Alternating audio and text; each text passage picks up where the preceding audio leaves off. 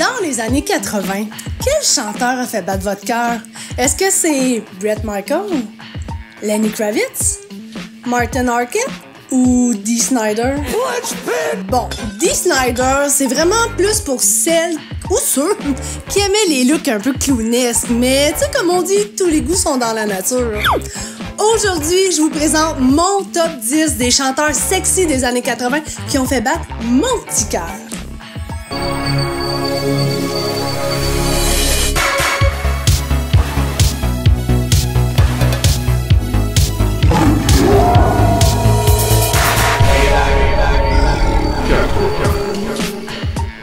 Salutations la Playback Gang, ici Audrey en solo. Juste avant de commencer, là, si vous n'êtes pas abonné et vous êtes des amoureux des années 80, la musique, les films, la nostalgie, cliquez sur l'onglet s'abonner, là, juste ici en dessous de la vidéo. Faites-nous des petits likes, c'est des petits clics gratuits pour vous, mais qui nous font grandement plaisir. J'avais envie, encore une fois, de nous faire plaisir à nous les filles et aussi de répondre à mon chum Pat. Donc aujourd'hui, j'ai décidé de vous faire mon top 10 des chanteurs sexy des années 80. Être sexy, là, pour moi, c'est pas juste une question de beauté. C'est une question de feeling, c'est une question de voix, c'est une question d'attitude, de testostérone. Donc là, lancez-moi pas des tomates, hein? Tout le monde a droit à son opinion. Aujourd'hui, c'est mon top 10 que je vous présente. Êtes-vous prêts? On commence ça maintenant!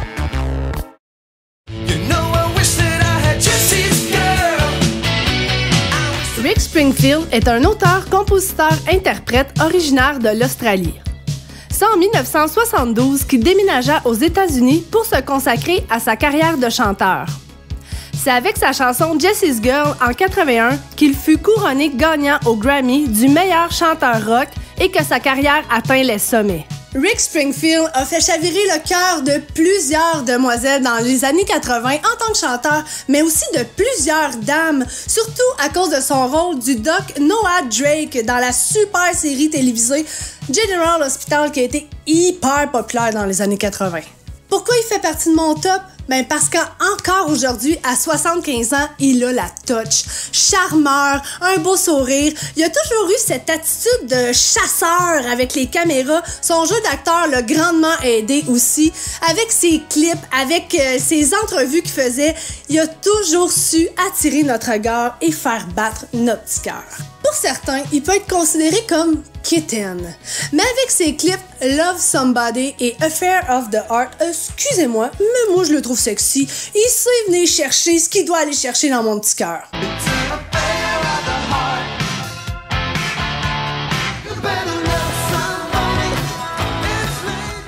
Ma chanson préférée de Rick Springfield, je vais peut-être pas la dire parfaitement, mais vous allez la reconnaître, c'est Celebrate You, Celebrate, da-da-da-da-da.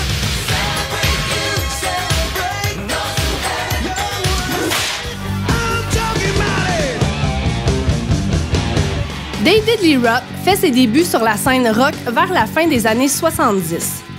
Mais c'est en rejoignant la formation Van Halen comme chanteur que sa carrière s'éleva à un autre niveau. Avec des millions d'albums vendus en moins de 10 ans, David Lee Roth devient un icône avec ses prestations scéniques incroyables et l'un des chanteurs les plus célèbres de ce temps. OK, David Lee Roth est tout un personnage haut en couleur, c'est vrai. Mais il y avait ce petit je ne sais quoi qui le rendait hyper sexy pour moi. Pantalon très taille basse, chemise super ouverte, extrêmement extroverti. Il assumait à l'extrême son extravagance. Il y avait ce petit côté baveux qui venait me chercher. Fouillez-moi pourquoi, mais pour moi, David Lee Roth, il est sexy. Il a toujours assumé tout ce qu'il disait, tous ses agissements, et il a même déjà dit qu'il était incapable de résister à une belle femme qui faisait des beaux yeux. Puis entre vous et moi, là, on s'entend-tu qu'il y en a eu en tabarouette des belles femmes qui ont fait des beaux yeux, hein? Je pouvais pas ne pas le mettre dans mon top 10 David Lee Roth à cause de ses sauts légendaires, à cause de son extravagance, à cause de son arrogance. Tout ça mis ensemble font que pour moi, il est un chanteur sexy des années 80. Ma chanson préférée de David Lee Roth, pour plein de raisons, ça me rappelle des beaux parties de Noël, des beaux parties de jour de l'an, c'est I'm just a gigolo and everywhere I go. Just a gigolo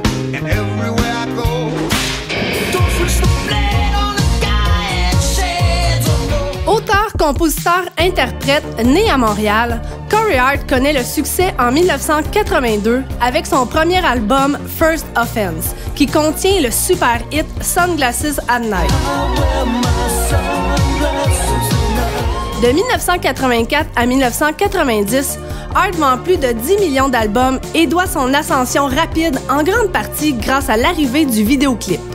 Je ne pouvais pas mettre de côté Corey Hart dans mon top 10 des chanteurs sexy des années 80.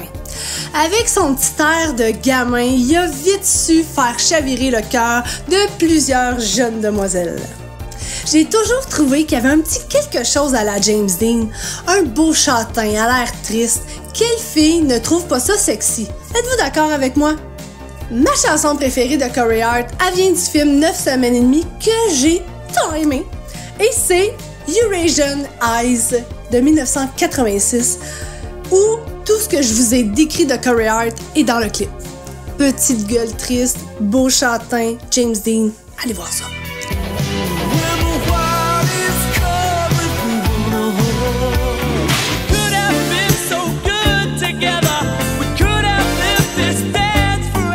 George Michael est un auteur, compositeur, producteur-interprète du Royaume-Uni. Grandement influencé par John Lennon, Elton John, Queen et Stevie Wonder, c'est avec son ami d'enfance Andrew Ridgeley qu'ils fondent leur groupe Wham en 1983. Michael connaît rapidement un succès international avec les chansons Wake Me Up Before You Go Go, Freedom et Last Christmas. On dira ce qu'on voudra, mais dans les années 80, George Michael était un véritable sex symbole. Ma chambre était tapissée de posters de lui, jeans serrés, guitare à la main, déhanchements spectaculaires dans son clip Faith. Il avait un sourire charmeur, il avait un regard avec une certaine douceur qui pour moi le rendait encore plus attachant. George Michael a fait son coming out en 1998, mais ça n'enlève pour moi absolument rien au sex appeal qu'il dégageait dans les années 80. Pour ça, il mérite sa place dans mon top 10. Ma chanson préférée de George Michael, Wham, c'est Where Did Your Heart Go? Allez écouter ça, c'est...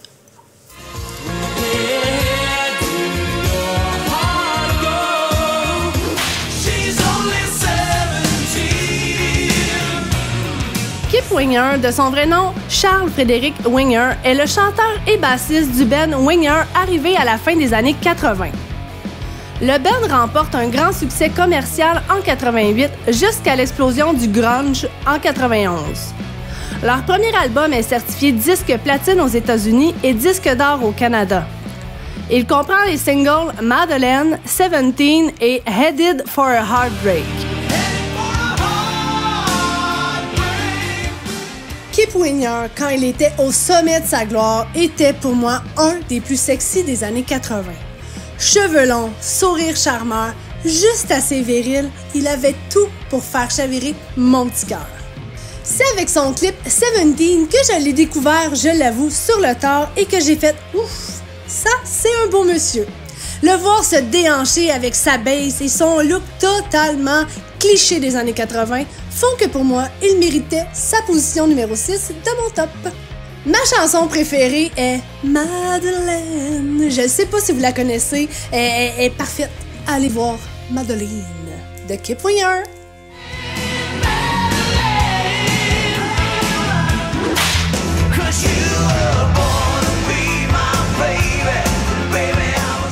Fondateur et leader du groupe rock Bon Jovi formé en 1983, Jon Bon Jovi est l'un des chanteurs les plus prolifiques du rock, avec à ce jour plus de 130 millions d'albums vendus dans le monde.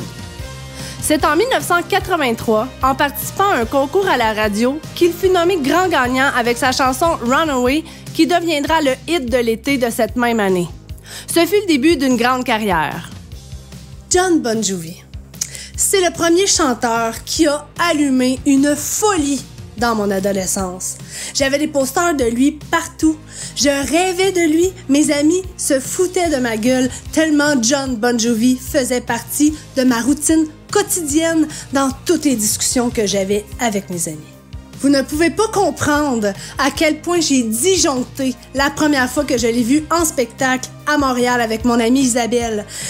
Il est sorti de la scène, il s'est mis à courir au travers la foule, puis il s'en venait sur moi, là. J'avais mon bel Italien, John, qui s'en venait sur moi. Rendu devant moi, il m'a regardé, puis d'après moi, il a dû dire « Oh! Elle, là, est folle! » Il a bifurqué. J'ai même pas pu y toucher. J'ai pas pu rien faire. C'est le regret le plus fou que j'ai du spectacle de Bon Jovi que j'ai vu la première fois. À cette heure, on en rit, là, mais pour vrai, j'ai vraiment disjoncté. J'ai complètement perdu les pédales quand je l'ai vu s'en venir sur moi. Jon Bon Jovi, il va toujours être pour moi un des chanteurs les plus beaux des années 80. Puis chaque fois qu'il chantait la tune I'll Be There For You, ben c'était à moi qu'il la chantait. Je m'excuse de vous l'annoncer, là, mais c'était comme ça.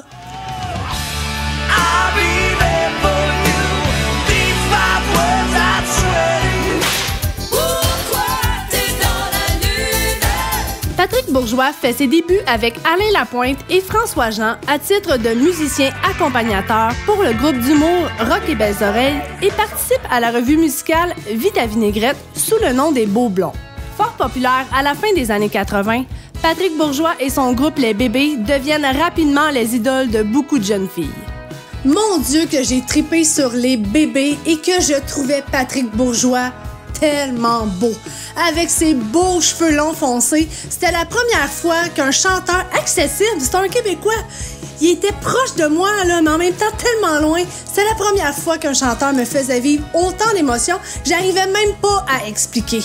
J'ai toujours rêvé d'avoir une veste de jeans Levi's, tu sais, pour avoir l'air cool. Mais là, vous vous dites sûrement, pourquoi tu me parles de ça? Attendez, vous allez voir. Quelques jours plus tard, après avoir achalé grandement ma mère, qui finit par céder et m'acheter la dite veste, j'apprends que Les Bébés viennent au centre d'achat pas loin de chez moi. Alors moi et une amie, on part. Je veux les rencontrer. Je fais la ligne qui dure 1 heure, 1 heure et demie, 2 heures, je sais pas. Mais rendu devant eux, dans l'énervement, j'ai réalisé que je n'avais pas apporté ni papier ni crayon. Hé, pas de stress, on va faire signer la veste de jeans. Donc, j'ai fait signer ma veste de jeans au Sharpie. J'étais fière, mais vous ne savez pas à quel point. Est-ce que ma mère, elle l'était? Non. Mais laissez-moi vous dire que j'ai porté fièrement ma veste avec l'autographe de Patrick Bourgeois, le beau brun chanteur des Bébés. Patrick Bourgeois, il était beau, il était drôle, il était sexy. Puis ma chanson préférée des Bébés est Parfum du passé. Allez écouter ça.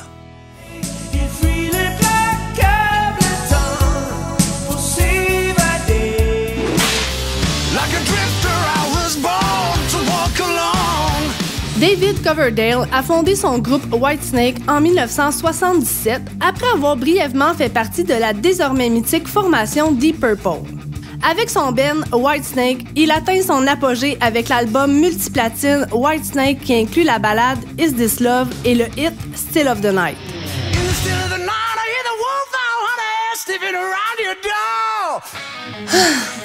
Whitesnake. Whitesnake ne pourrait pas être Whitesnake sans leur leader David Coverdale. Il avait dans la voix un petit grain qu'aucun autre chanteur des années 80 avait. Blues, soul, R&B, il a su tout au long de sa carrière appliquer ces 3 ingrédients au rock. Pour moi, David Coverdale est le parfait exemple que être sexy n'est pas significatif d'être beau. Je sais pas comment vous l'expliquer, mais pour moi, tout est une question de ce qu'il dégage. Il y a une façon de regarder, il y a une façon de chanter, puis il y a tellement une voix puissante, chaude.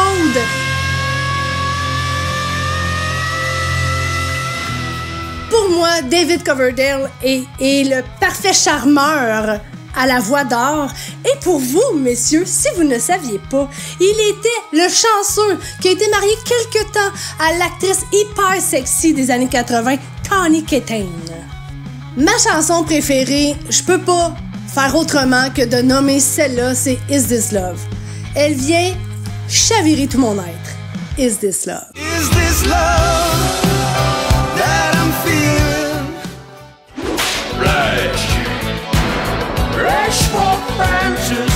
William Broad, alias Bill Idol, est un chanteur musicien rock originaire de l'Angleterre. Après avoir flirté avec la scène punk à la fin des années 70, Billy Idol fait la rencontre de Steve Stevens en 81. Sa rencontre avec le guitariste et l'apparition de MTV qui tourne en boucle les clips lui amène rapidement un énorme succès. Son premier album sort en 1982 et comprend entre autres White Wedding. Mais c'est son deuxième album, Rebel Yell, qui le mènera au succès monstre qu'on lui connaît aujourd'hui. Tous ceux qui me connaissent et qui me suivent ici sur Playback 80 savent que Billy Idol est un de mes chanteurs préférés des années 80. Il rock, il assure, avec sa lèvre croche puis son poing bondissant. Est-ce qu'il est sexy? Oui, monsieur. Je pense que j'ai un petit faible pour les bad boys au cœur tendre. Ça doit être pour ça que je suis avec mon Patrick. J'ai vu Billy Idol à Montréal et laissez-moi vous dire qu'il n'a rien perdu de cette fougue. Toujours le poing levé, chemise détachée. Quand il a chanté Rebel Yell, ça a été l'apogée de mon moment avec lui. 69 ans, puis encore hot. Yeah.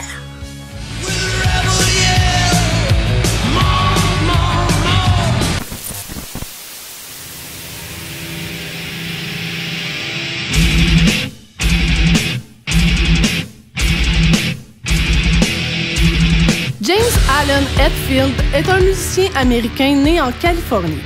Il est le chanteur, guitariste et cofondateur avec Lars Ulrich du groupe Metallica. Grandement influencé par des groupes tels que Black Sabbath, Thin Lizzy, Motorhead, c'est sa rencontre avec le batteur de la formation qui changea le cours de son histoire et fit de lui l'un des meilleurs chanteurs de band metal de tous les temps. James. Il est pour moi, tout simplement, parfait. Avec son petit côté brutal, j'ai toujours trouvé qu'il y avait ce petit je ne sais quoi qui le rendait hyper sexy. Pat a toujours dit que c'était son frère spirituel. C'est au travers de lui que j'ai vraiment appris à connaître James. Je les ai vus en show 5 fois, dont les 2 dernières fois au Stade olympique à Montréal, où là, j'ai atteint l'apogée. J'étais tellement proche que j'ai réussi à y toucher 2 fois. Oui.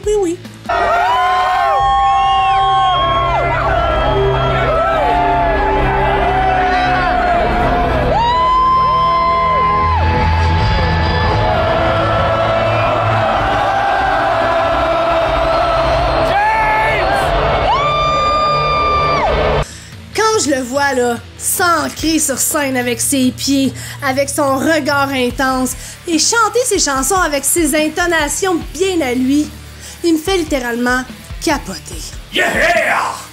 J'ai souvent dit à Pat qu'il était comme un mini-weed, qu'il avait 2 côtés. Ben James aussi est comme ça. Il y a le petit côté bête de scène, mais il y a l'autre côté hyper intègre, hyper à sa place, il y a le cœur gros comme ça. Tout ça fait en sorte que pour moi, peut-être parce que je trouve qu'il y a beaucoup de similitudes avec mon Patrick, James est mon numéro 1 et sera pour toujours mon chanteur sexy des années 80. Ma chanson préférée, Seek and Destroy. Moi là, quand ça part, ok, Pat il a fait mieux que moi là, mais pour moi, c'est l'ultime tune de show. Seek and Destroy, yeah!